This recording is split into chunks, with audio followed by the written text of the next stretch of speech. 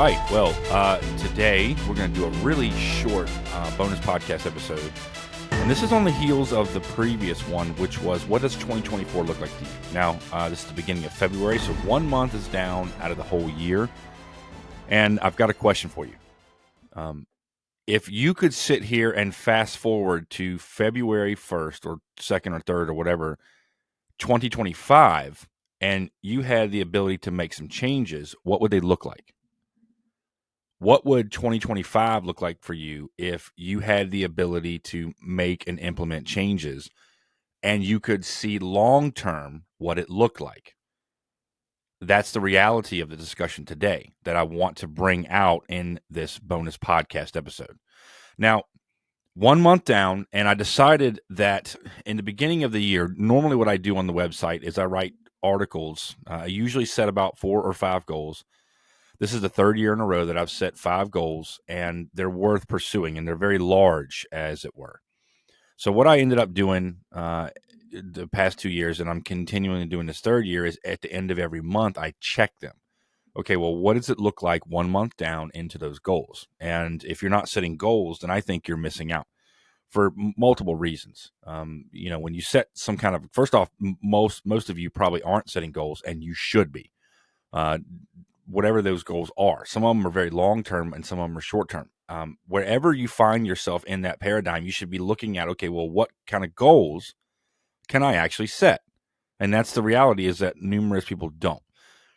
Nonetheless, mine are worthy of checking on a periodic point that I've established on a monthly basis. Okay, how am I looking on article content? How am I looking on podcast content? How am I looking on, in this case, it's, we're doing some additional book reviews this year. I've got probably 4 or 5 or 6 or something like that I, have told everybody in the written word that that's what we're going to do. So we're going to do that. But what does it look like? Have I, knocked down? Have I been in pursuit of that goal at least in the month of January? And what does that look like? And so you tell people, at least I'm doing that. Well, then I decided when I started the podcast in December of last year, I thought, okay, well, what can I do in addition to my goal setting? So in addition to writing articles and in addition to doing all the research that goes into all of that, what can I do from a podcast perspective that augments that? The podcast already augments, as it were, the written material. What can I do to augment the goal setting process? And what I ultimately decided on was quick bonus podcast episodes about another specific goal. Now, if you haven't listened to that podcast episode, I encourage you to go over and do it. It's a bonus podcast episode, and I think it says, what does 2024 look like for you? And in that podcast episode, I highlighted, okay, well, I want 2024 to be the year that I begin to prioritize my own health. And you know what I'm talking about. Anybody in here that's in the space that's listening, right, and you're an adult, you get busy with life in general. Things are on autopilot. You're doing whatever it happens to be. Well, what happens then is typically some things fall by the wayside.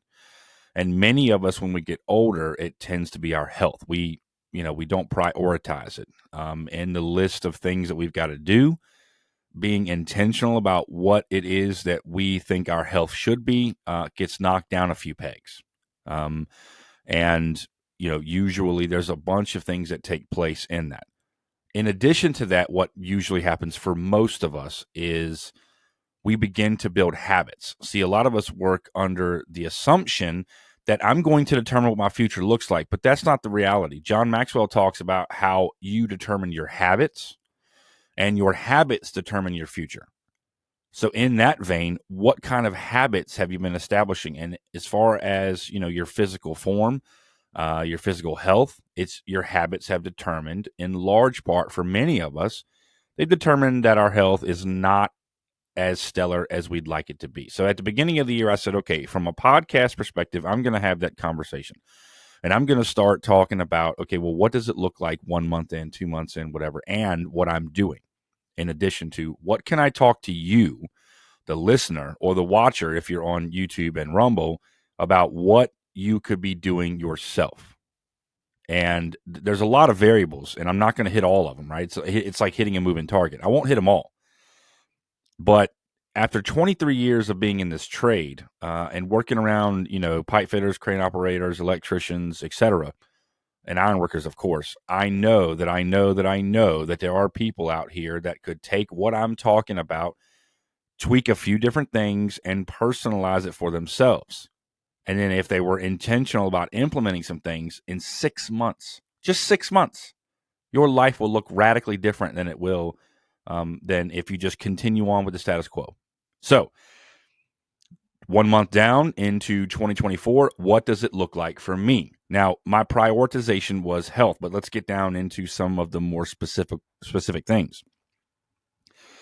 I specifically decided, okay, well, I need to get a little bit more exercise, which is probably what the vast majority of you listening also know that you need to do as well. In addition to that, when you look at your habits and you think, okay, well, I need to lose weight, and I'm sure that I'm talking to a multitude of people right now. What does that look like? For you, it looks like I need to stop overeating. Many of us eat when we're bored, and we need to find something to do when, maybe we need to trigger our mind to go, okay, well, I'm bored. I don't need to go, well, let me go to the fridge, let me go to the pantry, let me go to the shelf. Let me instead decide when I make a conscious effort that when I feel like I'm hungry, I realize that I'm really bored. Consequently, you can also drink some water, and it'll, kind of fill you up and kind of take your mind off of that.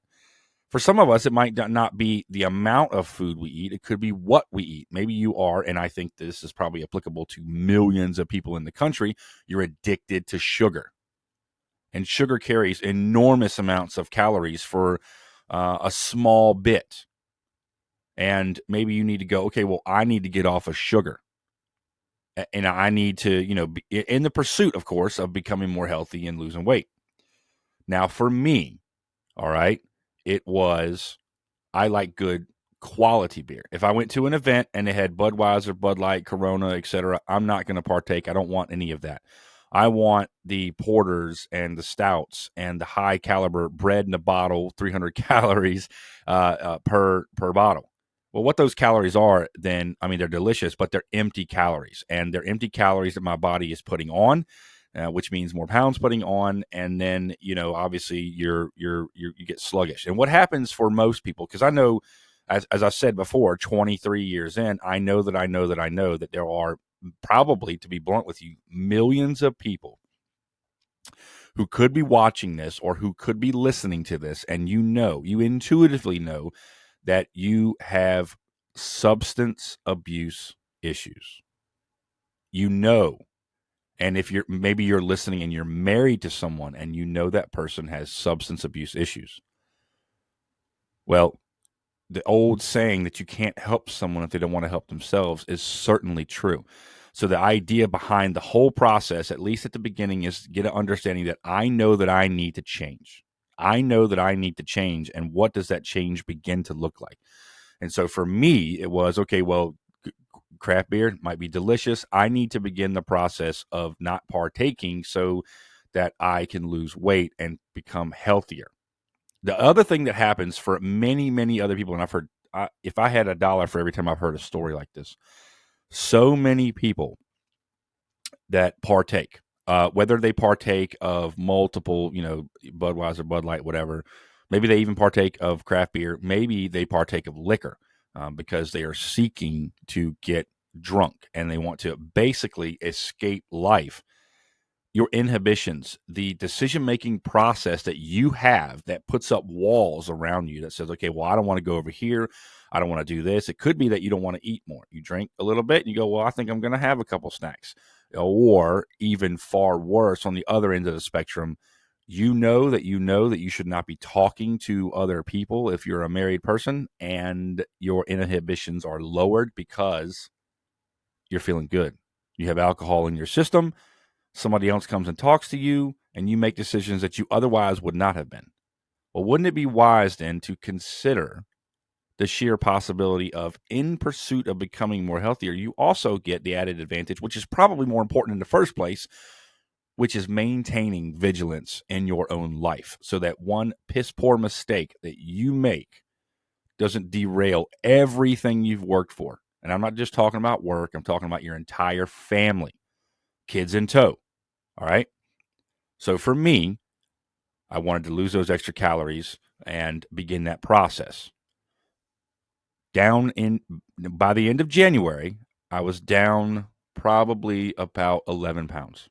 It's about 11 pounds. I never really fully weighed myself at the beginning of January, but I have a roundabout idea about what I was weighing and what I was at the end of January, beginning of February. I know what I was. So I was down 11 pounds. Now, a lot of people will say, okay, well, that's water weight. Maybe it is. I drink an enormous amount of water. But the long and the short is, I feel a little bit better. Clothes fit a little bit better. And I'm already seeing into the beginning of February, weight is still consistently dropping. As this bonus podcast series kind of rolls on, not only will I go over about what I'm doing, at least in January, it was stop partaking. There's also going to be, okay, well, what are you doing for workouts? Are you taking any supplements, vitamins, etc.? And what are you doing throughout the day, as it were, from an eating perspective? I think all that is going to be extremely helpful in this pursuit of trying to get you and inspire you to go, well, let me take a nice hard look at my own life and where am I needing to make significant change where I could get significant return on investment. And I suspect that the vast majority of people who would listen to a podcast, would listen to this podcast or watch it, can go, okay, I can see where he's talking about, where I need to build little bits of habit in my own life to make and discipline, and then to make substantive changes within my own frame. And what the real buzzkill for most of us is that we live in an instant gratification society. So we think, okay, well, it would be nice to see instant gratification. Okay, well, I've lost 50 pounds and that. No, it didn't take you a week to put on that extra weight. It certainly isn't going to take a week to lose it. So we have to be disciplined in establishing ourselves. And there is a principle at work here. It's the principle of choosing your pain.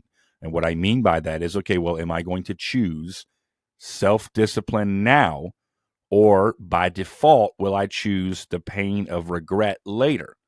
Because that's the reality for most of us, is that we will do the same old, not really looking to achieve anything. And as the years pass us by, we look back in the rear view and we go, I wish that I would have made changes X amount of years sooner. Well, today is today. Let's get started. Let's look in the mirror, decide I am going to take what he is saying on this bonus podcast episode to heart. Begin to write down what I want to change, what I want to cut out of my life, and you need to substitute a positive habit in place of a negative one so that I can see long-term changes in my own life, in my own body. What would it look like if you had more energy at the end of the day? What would it look like if you weighed less and felt better and were, obviously you're going to, be, how would I say this? You're going to increase the possibility and potential that your health is far better. And then, which that in turn, enables you to put more into your own family, your spouse and your kids, and moving forward. And I suspect I would ask this question just to kind of, even things out. What would it look like? And how would you feel if at the end of 6 months, starting today, when you listen to this podcast, you are down 40 pounds? What would you look like? And how would you feel as a result? How would you feel energy-wise, because your body is not carrying around that extra 40 pounds, as well as what would your confidence level be internally? And then what would you be able to accomplish, or what do you think that you would start, because you are taking out old habits, putting in new ones, and you also feel exceptionally confident because you've now lost 40 pounds? As far as I'm concerned, the sky is the limit for you.